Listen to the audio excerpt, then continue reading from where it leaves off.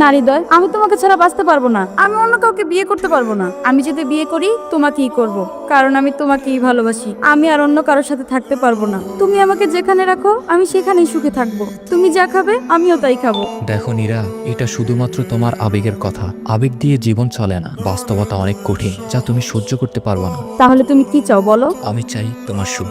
তুমি আমাকে তোমার কাছে রেখে দাও। আমি বলতেছি আমি তোমার সাথে থাকলেই সুখে থাকবো, অন্য কোথাও আমি সুখে থাকবো না। না Nira, please try to understand. তুমি বোঝার চেষ্টা করো। বেশ, বুঝলাম, কিন্তু আমাকে ছাড়া কি তুমি ভালো থাকতে পারবে? যদি তুমি ভালো থাকো তাহলে আমিও ভালো থাকবো। হয়তো বেশ ভালো থাকবো। তুমি ভালো থাকলে আমিও ভালো থাকবো। ঠিক আছে, আজ তাহলে আমি আসি। নীরা, তুমি ভালো থেকো।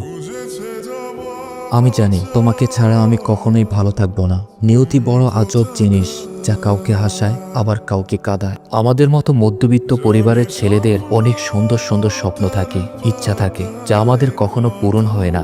জীবনের শুরু থেকেই আমরা অনেক প্রিয় কিছু হারিয়ে থাকি, যার শোক সইতে না পেরে একটা সময় জীবন্ত লাশে পরিণত হয়ে যায়। তখন আমাদের ইচ্ছা, স্বপ্ন, শক্তি সবকিছু মরে যায়। আর এর কারণ একটাই, আমরা মধ্যবিত্ত।